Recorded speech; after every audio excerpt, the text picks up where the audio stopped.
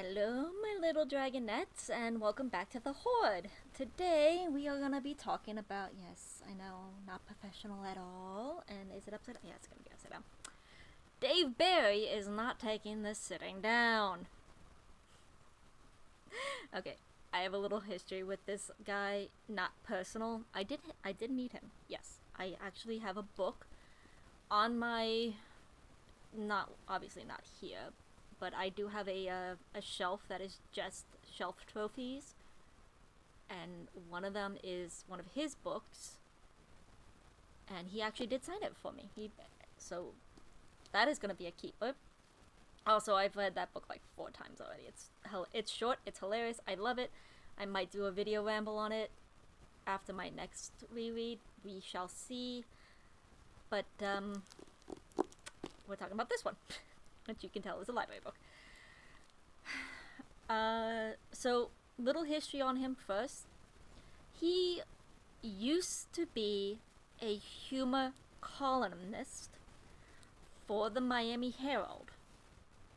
Whether he wrote or his columns showed up in other newspapers, I'm pretty sure they did, because some of these because what this is this is a series, like a collection of some of his past columns, of which some have little art to, comic art to go with them. But and then he will just say, "Oh yeah, because an avid reader from XYZ location has written in for me." But he wrote humor. I am a avid enjoyer of his type of humor. It is male humor, yes. It is probably late boomer, early Gen Z humor, yes. My childhood was Animaniacs, original Looney Tunes reruns, the Flintstones, the Jetsons. Animaniacs would include the Pinky and the Brain and those such things. So my humor. Oh, and Ren and Stimpy, Rocko's Modern Life, Doug. I didn't really watch Dahlia, but that cartoon was there. Like, it could have been in my rotation. I just didn't care for it. I know of it, didn't really care for it.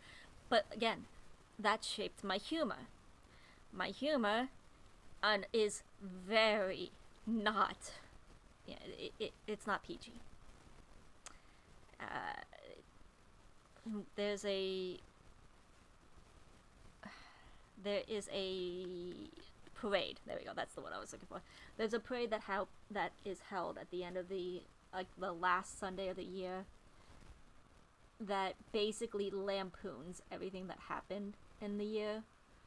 It is a free parade. You don't have to pay. Like, you might have to pay for parking, because the parking in that area is shit, which is fine. I don't mind paying for parking, but you don't have to pay to get into the parade. And that parade originally was supposed to lampoon a much bigger parade. That much bigger parade doesn't exist anymore, but the one that lampooned it still goes. And oh well, that looks bad. Oh well. Anyways, it's just, yes, I admit my humor is not PG. It is randy. It is not. I like what I like. I love the Rocky Horror Picture Show. I love Monty Python. I love Mel Brooks, and I am so excited that the next movie I cannot wait to see Spaceballs 2. I cannot wait. I am so I'm a little worried, yes, but at the same time, holy shit, we are getting another Spaceballs. Anyways, this guy, I guess the best way to explain his humor is to read a little bit from it.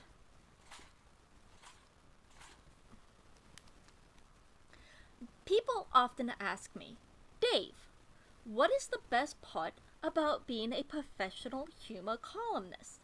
I always answer, "The best thing is that I can help others and make the world a better place." Then everybody will have a hearty laugh because, of course, I am lying. In fact, that's one of the great things about being a humor columnist.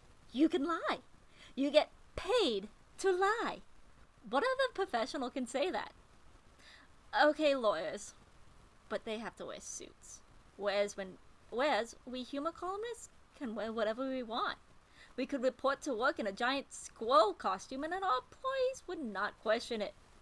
They might even be impressed by it and remark upon it positively in our annual job performance reviews. Shows good initiative. Came to work in a squirrel costume.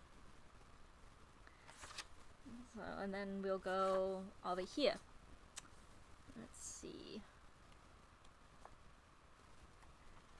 Oh, that's not this. Okay. Then we have a few words about the title. A tremendous amount of thought went into choosing a title for this book. My personal choice, designed to appeal to the book-buying impulses of today's consumers, was Tuesdays with Harry Potter. Unfortunately, the legal department had some problems with that. So eventually, we decided to go with Dave Barry is not taking this sitting down. This title was selected for two reasons.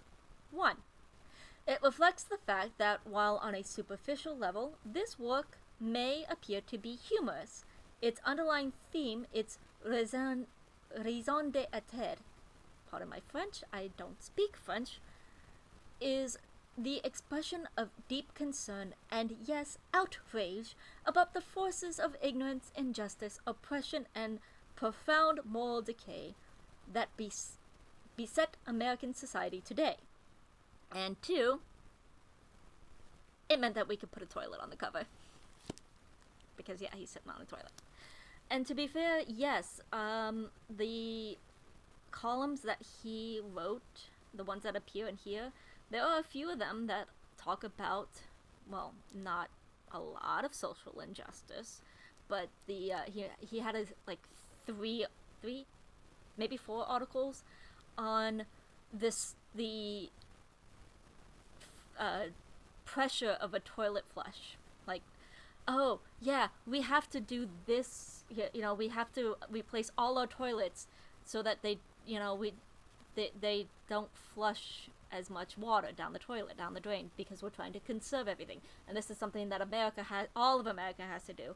And you know what Americans are doing? They're going up to Canada, and they're taking the toilets from Canada and shipping them down here, because Canada doesn't have that. It was a whole thing. Like, it was hilarious.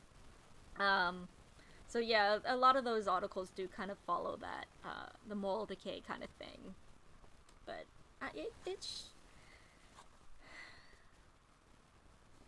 yeah, they have some. This comic artist, he used to.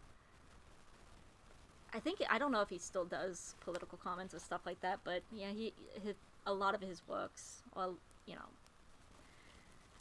I don't know what to say other than if you like humor in a newspaper column setting, this is it.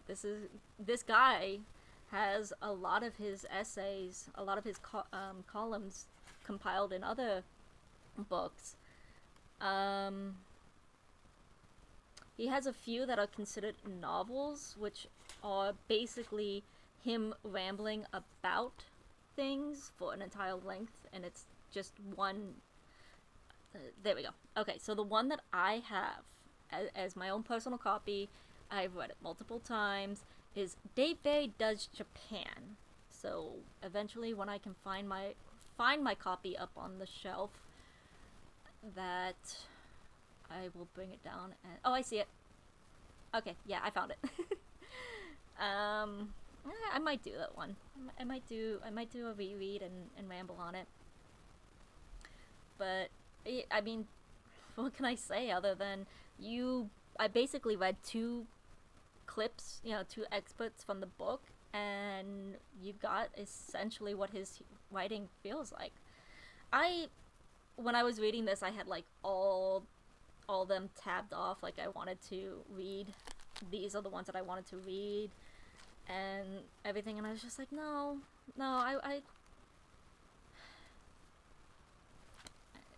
I didn't want to make this whole video about just me reading random funny clips, other than the two that I already read, because I want you to read them yourself. This is like one of those ones that I will say, yes, please go. If you like that type of humor, this, I will say, is, this one was published, this particular one, this particular collection was published in 2000. The essays in the book were previously published in the Miami Herald. Okay, so it doesn't look like he published in other locations outside of the Miami Herald. Now, how do I know about this guy who wrote for the Miami Herald? And how is it that I haven't been able to meet him? I used to read the Miami Herald. Specifically, usually just for this guy. And the Sunday comics. He also had, oh gosh, he had one, every year he had 2 columns around Christmas. One was he would just rip into bad Christmas songs. It was hilarious. And his Dave Barry's Guide to Christmas Gifts. And oh man, they were hilarious. So yes, I'm gonna dox myself a little. I live in Miami. Miami's a big city. So, but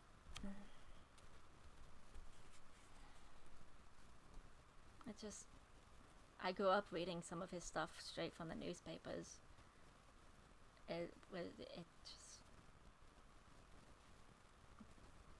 I saw that it was in the library and I was just like, yunk, because yeah, I wanted to laugh. It's been a while. The world is shit and I needed something to laugh at. Might as well make a fun of America. From the 90s. Alright, take care.